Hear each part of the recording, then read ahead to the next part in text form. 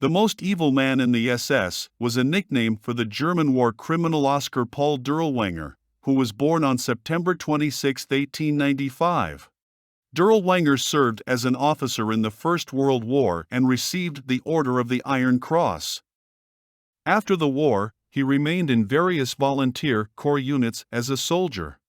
After the establishment of peace in Europe, Dirlewanger earned a doctorate in philosophy from a university.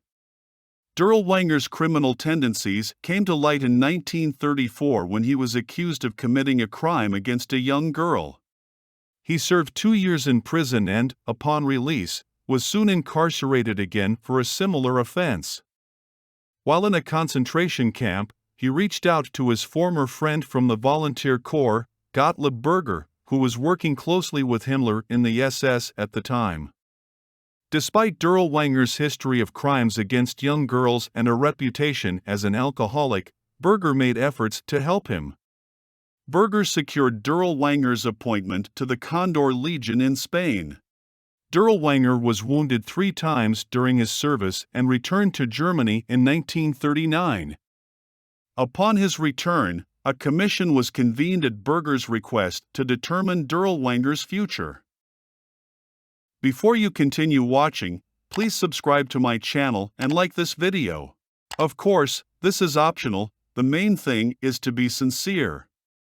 According to Berger, Dirlewanger was able to control himself only while in military service.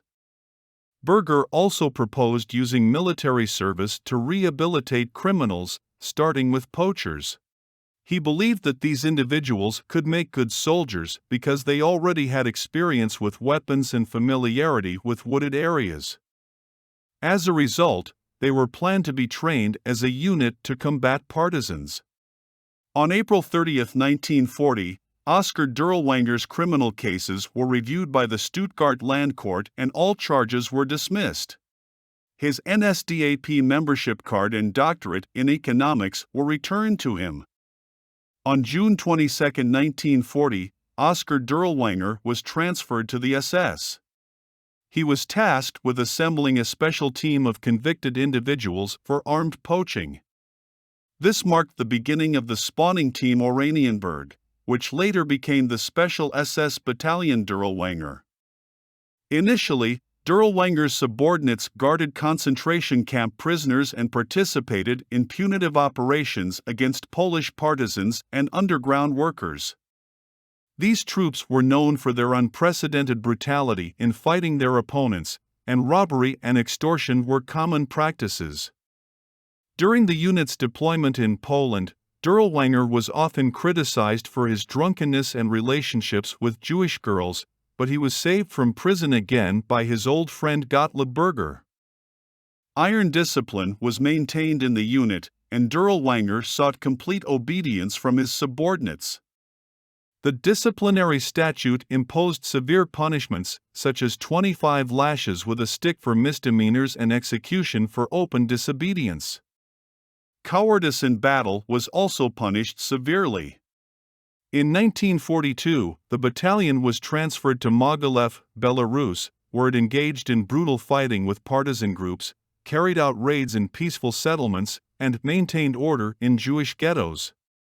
The unit often discovered small groups of partisans and killed not only the fighters but also their alleged accomplices, numbering around 100 people from surrounding villages.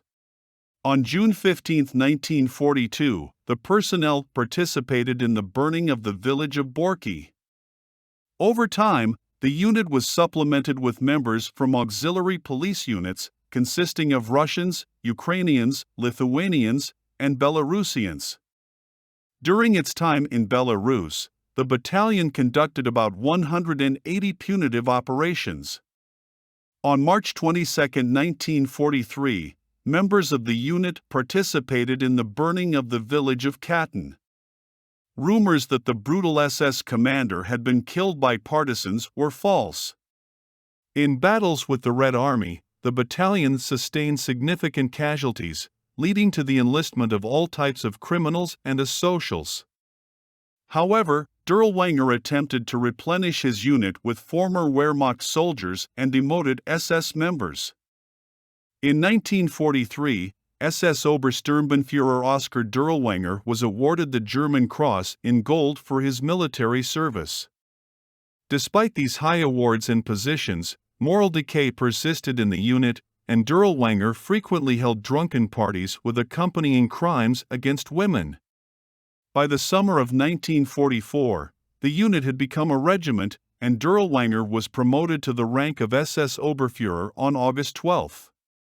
However, the offensive of the Red Army as part of Operation Bag Ration forced the punitive detachment to retreat to Poland. On August 4, 1944, 365 members of the Dirlewanger Regiment were sent to suppress the Warsaw Uprising.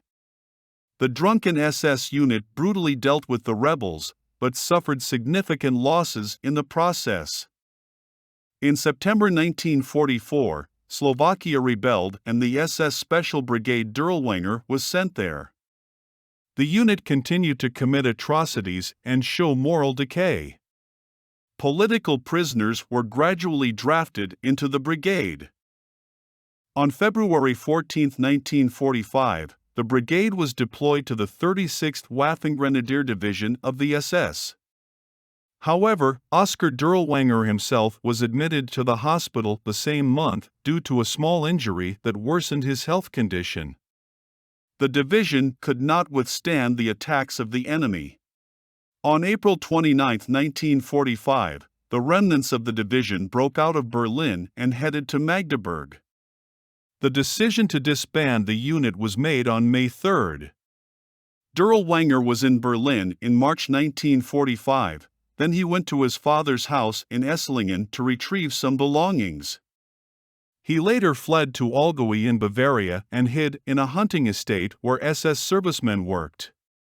He was arrested in Olshausen by French soldiers in May 1945 after he was identified by a Jew and had no proper identification documents. The prison guards, mostly Polish, soon realized who they were guarding. On the night of June 4 to 5, 1945, Oskar Dirlewanger was killed during a preventive interrogation. According to the Registry Office of Olshausen, Oskar Dirlewanger died on June 7, 1945. Despite this, there have been persistent rumors over the years that he was still alive and had been sighted in various parts of the world. To put these rumors to rest, the remains of Dirlewanger were exhumed by order of the Ravensburg Prosecutor's Office in October 1960. The forensic examination conducted on October 24, 1960 confirmed that the remains indeed belonged to Dirlewanger. Thank you so much for watching this video to the end. If you are interested in learning about other war criminals, I recommend watching my other videos.